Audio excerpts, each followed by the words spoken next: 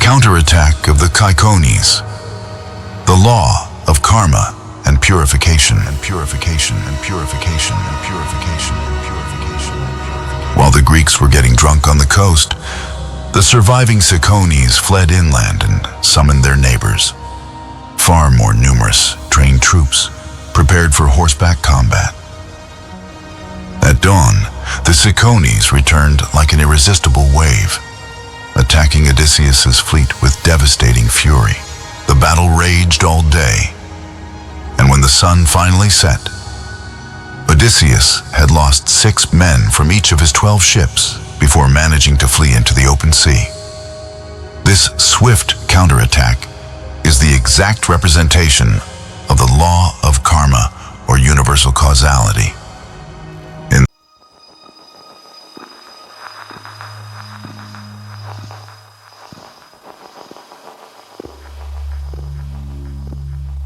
Episode 1, The Island of the Cicones and the Piracy of the Ego. The beginning of the initiatic journey.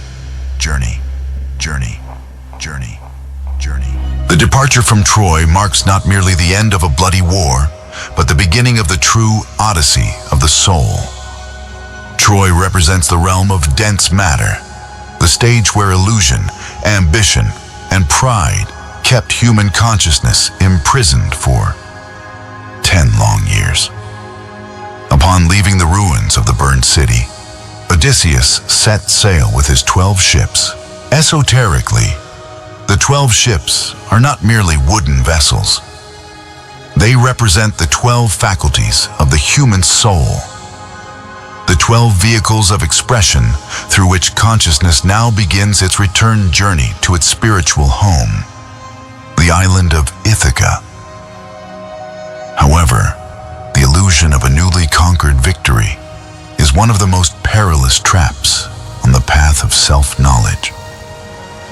The warrior who conquers an external battle often fails when confronting his own internal world. Shortly after raising their sails toward the open sea, a breeze blows Odysseus's fleet to the coast of Thrace, to the city of Ismaris, home of the Cicones. This first stop of the journey was not the result of a rational plan, but the blind impulse of an ego that still deemed itself invincible. The symbolism of the Cicones. Attachment to old wars. In the hidden geography of the myth, the Cicones had been allies of the Trojans during the war. Although the great battle was already over and the decree of the gods had been fulfilled, Odysseus and his men decided to land and violently attack the city of Ismaris. They slaughtered the men, plundered the goods, and distributed the women as spoils of war. Why would a hero blessed by Athena, the goddess of wisdom, commit such an irrational and cruel act of piracy? Philosophically, the Cicones represent old habits, past grudges, and the unconscious human tendency to resurrect conflicts that should already be dead and buried.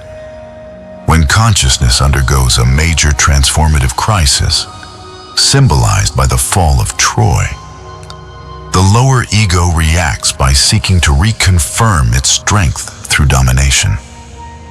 The attack on the Cicones is the projection of an unpurified mind, seeking external culprits, scapegoats, and justifications to keep feeding its own aggressiveness. It is the compulsion of the psyche to wage old wars so as not to face the void of the present. The city of Ismaris and the intoxication of victory. After plundering the city of Ismaris, Odysseus, in a rare glimpse of prudence, ordered everyone to return to the ships immediately and set sail. However, his sailors refused to obey. Overjoyed by the loot, they slaughtered countless sheep and cattle on the beach, lit bonfires, and indulged in a massive drinking spree of sweet wine sea. The beach of Ismarus thus becomes the symbol of the lower astral plane, the domain where biological desires and suppressed pride feast without control. Esoterically, Odysseus's sailors are not strangers.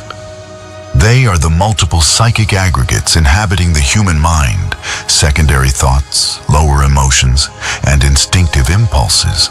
The disobedience of the men to Odysseus's command reveals the lack of integration within consciousness. When higher reason, the king, lacks absolute mastery over its lower vehicles, the crew, victory turns into ruin. The banquet on the beach of Ismarus represents the intoxication of the ego, which, upon achieving a small material or spiritual conquest, relaxes discipline, abdicates its state of alertness, and surrenders to vanity and sensory pleasure. The counterattack of the Cicones, the law of karma and purification, and purification, and purification, and purification, and purification, and purification.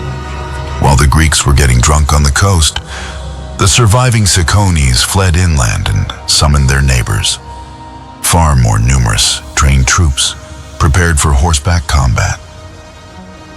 At dawn, the Cicones returned like an irresistible wave, attacking Odysseus's fleet with devastating fury. The battle raged all day, and when the sun finally set, Odysseus had lost 6 men from each of his 12 ships before managing to flee into the open sea. This swift counterattack is the exact representation of the law of karma or universal causality. In the development of consciousness, no egoic action passes without its corresponding energetic compensation. Every unjustified aggression generated by the mind inevitably attracts a reaction of equal intensity from nature itself. The loss of exactly 6 sailors per ship carries profound esoteric mathematics. The number 6 is associated with trial, the balance of forces, and moral choice. To advance upon the sea of life, consciousness must be refined. The men who died at Ismarus were the parts of Odysseus's psyche that were still attached to the barbarism and violence of Troy. Karma does not punish. It purifies by eliminating the hero's illusion of invincibility.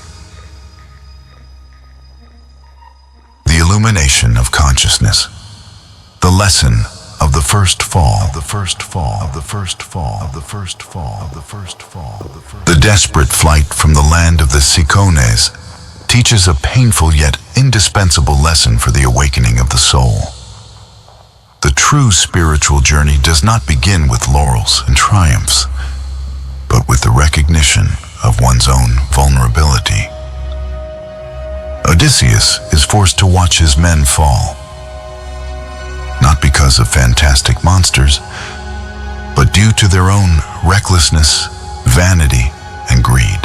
For the student of philosophy and inner seeking, the island of the Cicones is an unforgiving mirror.